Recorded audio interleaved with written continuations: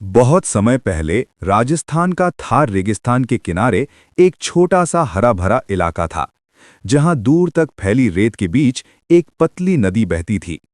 उसी नदी के किनारे एक छोटा जंगल भी था, जो जानवरों के लिए किसी जन्नत से कम नहीं था। इसी जंगल में रहता था एक चालाक और बेहद धूर्त सियार, कंदू। कंदू का दिमाग बहुत तेज था, लेकिन उसका दिल उतना साफ नहीं था। वो हमेशा अपने फायदे के बारे में सोचता था।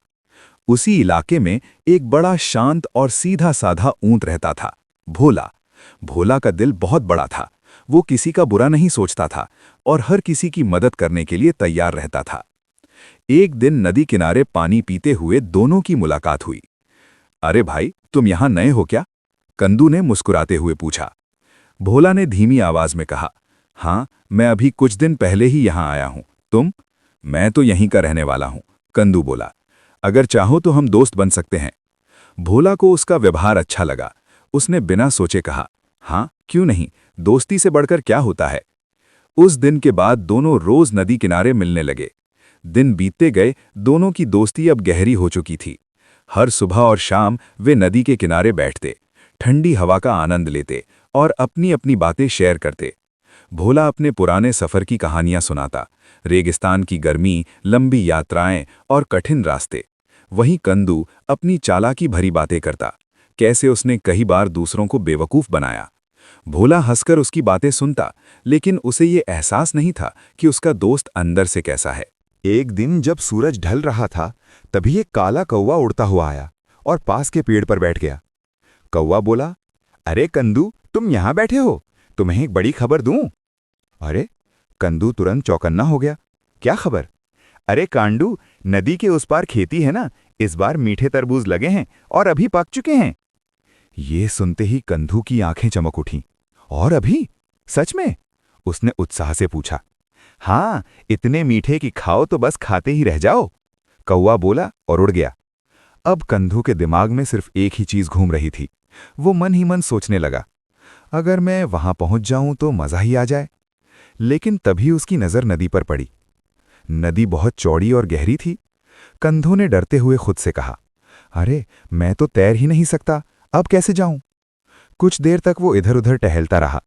फिर अचानक उसके चेहरे पर चालाक मुस्कान आ गई। अरे भोला, वही तो मेरा काम आसान कर सकता है। अरे भोला भाई, उसने जोर से आवाज लगाई। भोला मुस्कुराते हुए बोला, अरे कंदू, आज इतनी जल्दी? सब ठीक तो है? कंधू ने मीठी आवाज में कहा, सब बढ़िया है, लेकिन आज मैं तुम्हारे लिए खास खबर लाया हूं। कैसी खबर? भोला ने उत्सुकता से पूछा। कंदू बोला, नदी के उस पार बहुत मीठे तरबूज लगे हैं और मुझे पता है कि तुम्हें तरबूज कितने पसंद हैं। भोला की आंखें चमक उठीं। सच में? मुझे तो बहुत दिन से तरबूज खाने को नहीं मिले। कंदू ने चालाकी से कहा, तो चलो ना, आज ही चलते हैं, तुम्हारी खुशी में ही मेरी खुशी है। भोला तुरंत तैयार हो गया, लेकिन तभी कंदू थोड़ा उदास बनते हुए बोला, काश मैं भी चल पाता, पर मैं तो तैर नहीं सकता। भोला ने बिना सोचे कहा, अरे इसमें क्या बात है, तुम मेरी पीठ पर बैठ जाना, मैं तुम्हें आराम से पार करा दूंगा। बस यही सुनना था, कंधू के चेहरे पर हल्की मुस्कान आ गई, जिसे भोला समझ नहीं पाया। सुबह की हल्की ठंडी हवा चल रही थी। नदी का पानी सूरज की किरणों में चमक रहा था। भोला धीरे धीरे नदी के किनारे पहुंचा। उसकी पीठ पर बैठा था कंदू। मजबूती से पकड़ना, कंदू ने प्यार से कहा। कंदू ने तुरंत भोला की गर्दन कसकर पकड़ ली, लेकिन उसके चेहरे पर एक चालाक मुस्कान थी। अरे भोला भाई, तुम हो तो मुझे डर किस बात का? भोला पानी में उतर गया। धीरे धीरे पानी उसके पैरों से होते हुए पेट तक, फिर गर्दन तक आ गया। लेकिन भोला मजबूत था। वो आराम से नदी पार करने लगा। कंदू मन ही मन सोच रहा था, वाह क्या मजा है, बिना मेहनत के सीधे दावत। कुछ ही देर में दोनों नदी पार करके खेत के पास पहुंच गए।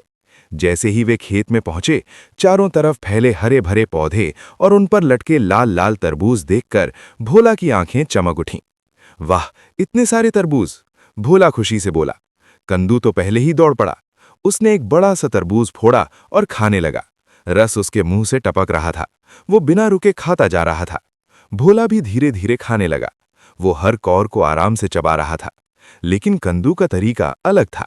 जल्दी जल्दी खाना, ज्यादा खाना और सिर्फ अपने बारे में सोचना। कुछ ही देर में कंदू का पेट भर गया। उसने पेट पर हाथ फेरते हुए कहा, आह, मजा आ गया। लेकिन तभी उसके अंदर एक अजीब सी आदत जागी। कंदू अचानक उछलने लगा। Wow wow! भोला चौंक गया।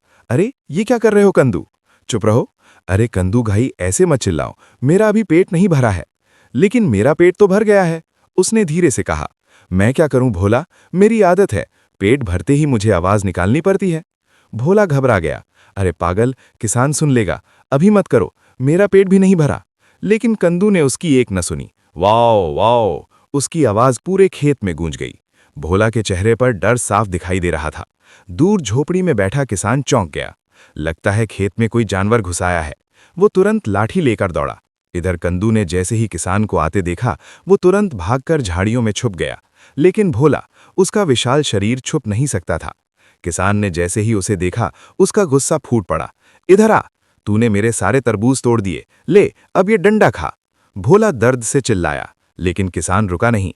धड़ाक धड़ाक धड़ाक, भोला को लगातार मार पड़ती रही। उसकी आंखों में आंसू आ गए, लेकिन उसने भागने की कोशिश भी नहीं की। आखिरकार किसान ने उसे खेत से भगा दिया। भोला खेत के बाहर खड़ा था, उसका शरीर दर्द से कांप रहा था। तभी धीरे धीरे झाड़ियों से कंदू बाहर आया, जैसे कुछ हुआ ही ना हो। भोला ने उसे देखा, उसकी आंखों में दर्द से ज्यादा धोखे का एहसास था। कंदू, उसकी आवाज भारी थी। कंदू, तुमने ऐसा क्यों किया?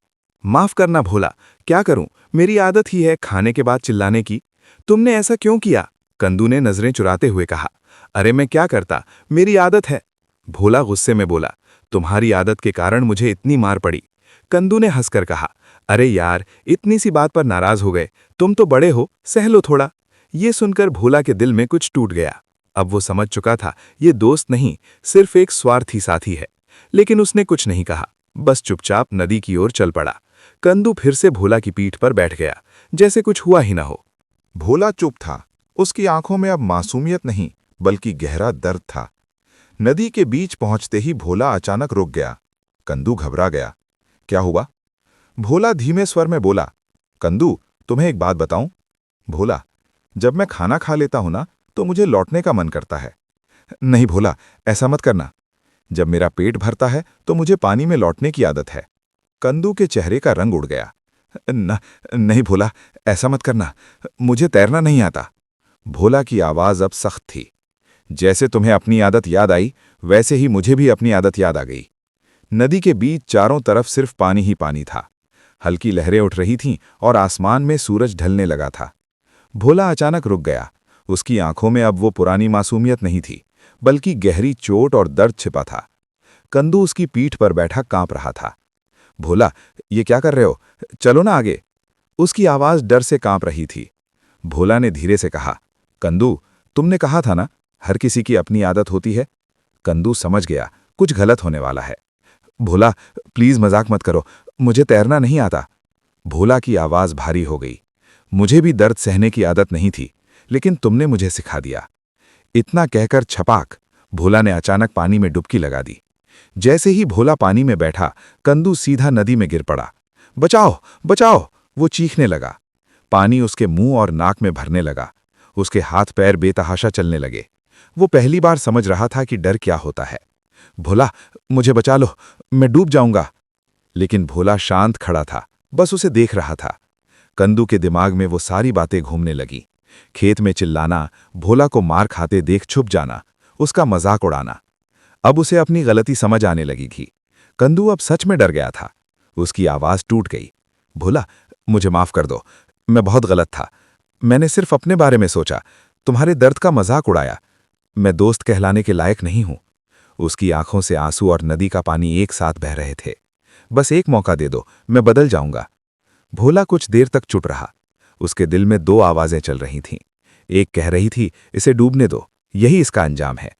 दूसरी कह रही थी, अगर तुम भी इसके जैसे बन गए तो फर्क क्या रह जाएगा। भोला ने गहरी सांस ली और अचानक आगे बढ़ा। उसने अपनी लंबी गर्दन झुकाई और कंदू को ऊपर खींच लिया। कंदू कांपते हुए उसकी पीठ पर चढ़ गया। अब दोनों धीरे धीरे किनारे की ओर बढ़ रहे थे। कंदू पूरी तरह चुप था। उसकी आंखें नीचे झुकी थीं। अब उसमें पहले जैसी चालाकी नहीं थी, बल्कि शर्म और पछतावा था। कुछ देर बाद भोला बोला, कंदू, मैं तुम्हें सजा दे सकता था, लेकिन मैंने तुम्हें बचाया, क्योंकि मैं तुम्हारे जैसा नहीं बनना चाहता। कंदू रो पड़ा। मैंने दोस्ती का मतलब ही नहीं समझा। आज समझ आया, दोस्त वो होता है जो साथ दे, न कि धोखा। आज से मैं बदल जाऊंगा, अब कभी किसी का फायदा नहीं उठाऊंगा। भोला ने हल्की मुस्कान दी। बदलना आसान नहीं होता, लेकिन कोशिश करना। कंदू ने सिर हिलाया। इस बार सच में करूंगा। सीख, जो दूसरों के साथ बुरा करता है, एक दिन वही उसके साथ होता है। लेकिन सच्चा इंसान वही है जो बदला लेने के बाद भी इंसानियत नहीं छोड़ता। दोस्ती भरोसे पर टिकती है, चालाकी पर नहीं। दोस्तों, चैनल पर अगर नए हैं तो सब्सक्राइब कर दें और कमेंट में ज़रूर बताएं आप मेरी वीडियो कहां से देख रहे हैं। धन्यवाद।